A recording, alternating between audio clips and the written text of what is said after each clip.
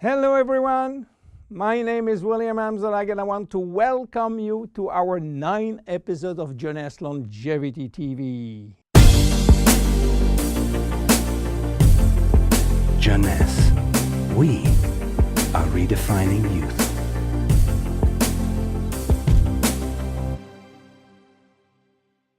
Obesity, or should I say globesity. Today, obesity is a worldwide epidemic disease. There is an outrageous eruption of a worldwide obesity even in the countries where not so long ago famine was the #1 health issue.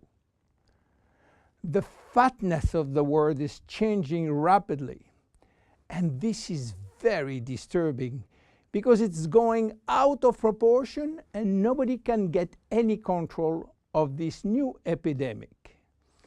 Many children become obese and then become obese adults. The diseases associated with obesity, such as heart disease, cancer, and especially diabetes, will explode.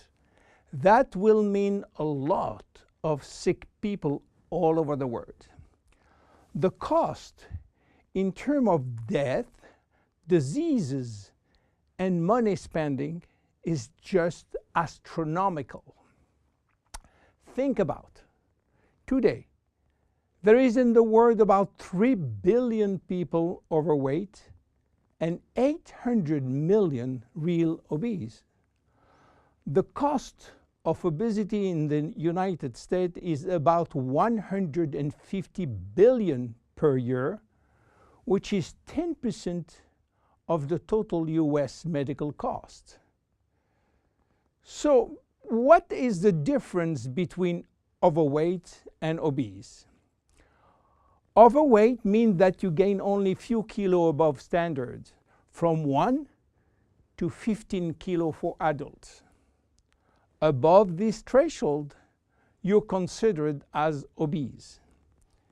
If you wish to get more detailed information, then you have to calculate your BMI, which means your body mass index, by using the following formula: your weight in kilo divided by your height in square meters.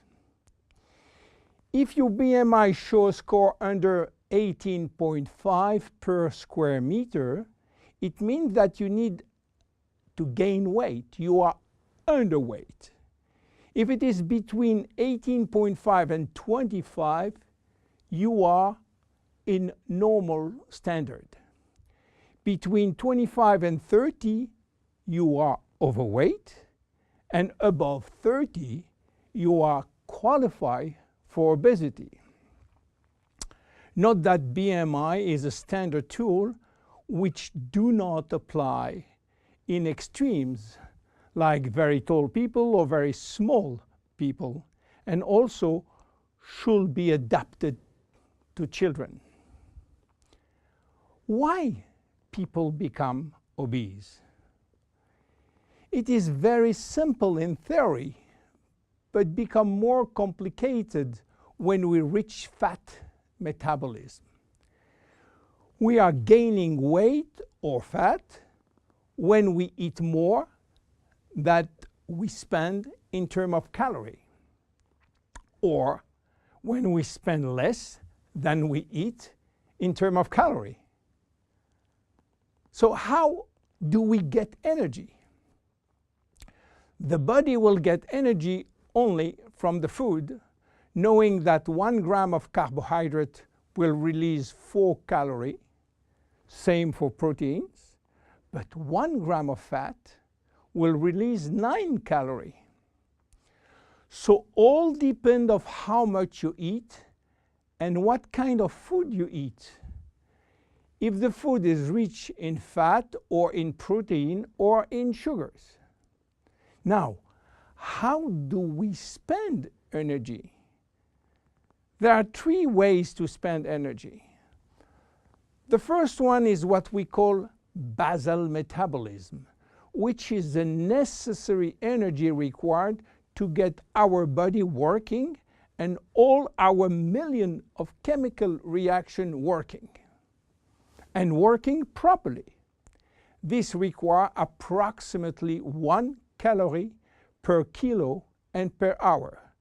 So if you weigh 60 kilo, you will spend in 24 hours 60 multiplied by 24 equal 1,440 calories per day. And this is good news because you have no control on that. The second spending is the necessary energy to fight against heat or cold. And these depend on the environment and the way that you are protected against heat or cold.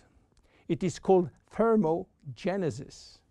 And again, you have little control on that. The third one is the energy required to move your body, and that is entirely up to you. This is to say that physical activity is the only controllable way to spend energy. We will see later that this very simple way of gaining or losing weight is influenced by many, many other factors, and especially the control of fat metabolism by a sophisticated group of hormones. So why such epidemic?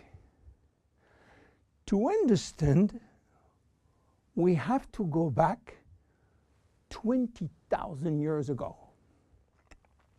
As surprising that it can be, our genes have not changed for the last 20,000 years. At this time, life for humans was quite difficult. In fact, life was based on food availability, and food was really available only during spring and summer.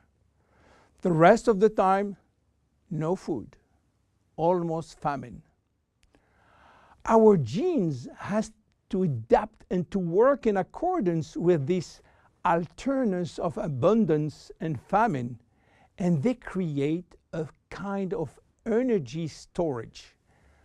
The fat cell was born. This cell has the capacity to store all kinds of energy derived from fat, from carbohydrates, and even proteins. It can increase 50-fold its size and retain energy in the form of triglycerides.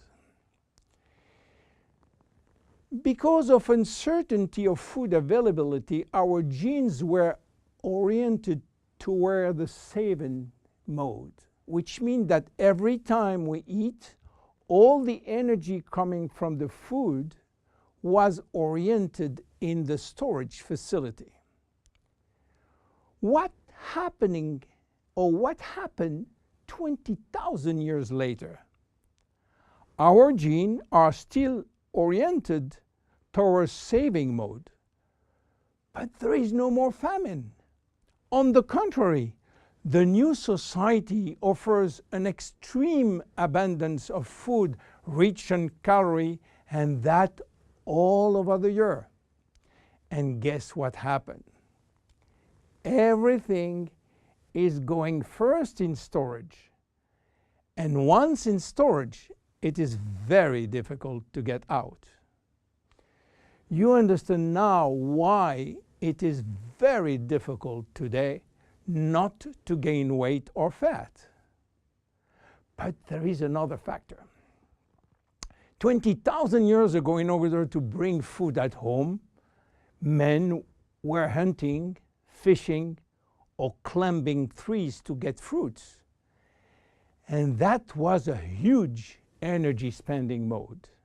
Today, with a new technology created for lifting heavy items or escalator or elevator, we reduce drastically our energy spending. You understand now why it is so easy to gain weight or fat. What are the consequences of obesity in terms of health and longevity? To make a long story short, it is a disaster. Being and staying obese will lead to a long list of chronic diseases, including cardiovascular disease, diabetes, cancer, metabolic syndrome, and consequently a drastic shortening of life. That will not account for the uncomfortable physical, emotional, and mental consequences of being heavy for ourselves and for our relationship. In terms of aging, obesity is shortening telomeres, increasing DNA damage, and reducing stem cell pool. So what to do for reducing obesity? Obviously, it is quite difficult considering the worldwide effort of the medical community with so small results. Health authorities are repeatedly organizing campaigns to inform people about the consequences of eating too much sugar or fat or the lack of exercise. But the food industry until now do not help and still putting on the market food rich in bad sugar and bad fat. The first step is to be convinced that improving your lifestyle, which means improving your nutrition, your physical activity, managing your stress and your emotion, in order to stop impulsive eating, will be a very good action to preserve your life and your longevity. The second step will be to use specific food supplements to help managing your fat metabolism and rebuild the muscles that you lose when lacking exercise. This is why Jeunesse decided to create a new line of product specially designed to counteract craving, to help fat metabolism, and to reduce muscle loss. Be with us in our next episode dedicated to the Zen body line.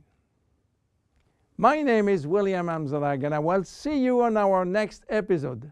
Thank you.